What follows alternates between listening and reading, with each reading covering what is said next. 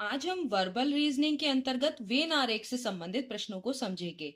तो इसमें क्या होता है कि एक, दो, तीन और चार, चार तरह की आपको आकृति दी हुई है और देखना है कि जो प्रश्नों में शब्दों के समूह दिए हुए हैं, ये देखिए तीन शब्दों के समूह दिए हुए हैं, तो इनको किस आकृति से आप प्रदर्शित कर सकते हैं, दर्शा सकते हैं। तो जैसे जैसे हम प्रश्न करते जाएंगे आपको समझ में आता जाएगा। वाहन, कार और बस। आप जानते हैं कि बस और कार दोनों ही वाहन हैं, ठीक है। तो ये किसके अंतर्गत आएगा, तो इस आकृति से, इससे इससे चारों में से किससे आप प्रदर्शित करेंगे, तो ये देखिए दूसरी वाली से, क्योंकि कार और बस वाहन के अंतर्गत ही आते हैं और ये दोनों अलग अलग हैं, कार अलग बस अलग। तो ये वाले जो आकृति है दूसरी, उससे हम इस शब्द समूह, ये जो तीन शब्दों का समूह दिया है, इसको प्रेजेंट कर सकते हैं, दर्शा सकते हैं। तो ये वाला आपका सही हो गया। अगला, शहर, बाजार, दुकान। तो आप जानते हैं दुकान बाजार में होती है और बाजार शहर में। तो ये देखिए, ये पहला वाला इसको प्रदर्शित कर रहा है। हम इस आकृति से इन तीन शब्द समूह को प्रदर्शित कर सकते हैं कि देखिए, ये दुकान को हम इससे प्रदर्शित करेंगे, ये छोटे गोले से, और बाजार उस से बड़ा गोला, यानी इस बड़े गोले में, बाजार वाले में दुकान अंदर आ रही हैं और ये दोनों ही किसके अंतर्गत आ रहे हैं, शहर के अंतर्गत। ये तीन शब्द समूह, इनको हम पहले वाले से जो आकृति है इससे प्रदर्शित करते हैं, ये वाला। तो ये प्रदर्शित हो गया। आगे, फल, केला और बैगन, इसको कैसे करेंगे, तो आप जानते हैं कि बैगन सब्जी है और केला फल है, तो केला फल के अंतर्गत आता है, तो केला फल में है। तो अब ये वाला, ये देखिए, ये कौन सा होगा, चौथा।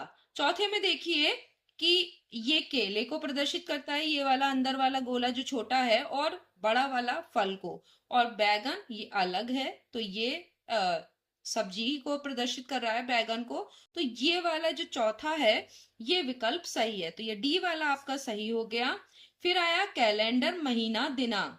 तो आप जानते हैं कि महीने में कितने होते हैं, दिन होते हैं, दिनांक होते लिखे होते हैं कैलेंडर में, और पूरे कैलेंडर में कई महीने होते हैं, जनवरी, फरवरी, इस तरीके से। तो आप देख रहे हैं एक एक दूसरे के अंदर है, तो ये वाला जो पहला वाला है वही सही है। हाथ, उंगली, कान। तो देखिए, हाथ में क्या होती है, उंगली होती है, और कान अलग है। तो आप इसको कैसे दिखाएंगे, ये चौथे वाले से, ये देखिए जो चौथा वाला है, इससे आप इसको प्रदर्शित कर सकते हैं।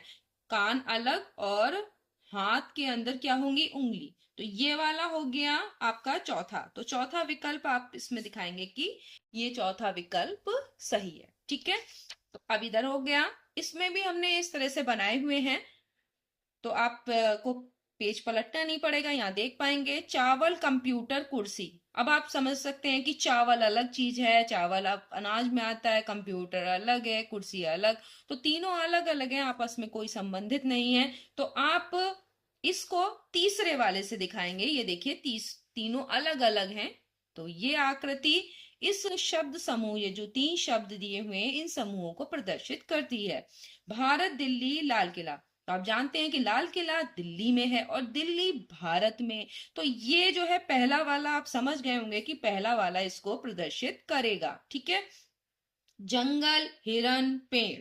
आप जानते हैं आपके जंगल में हिरन भी होते हैं, पेड़ भी होते हैं, लेकिन हिरन और पेड़ का आपस में कोई इस तरीके का संबंध नहीं है। तो ये इस तरीके से दूसरे वाला इसको प्रदर्शित करेगा कि जंगल, ये बड़ा वाला गोले को से प्रदर्शित होगा, और हिरन और पेड़ ये अंदर छोटे दो गोले।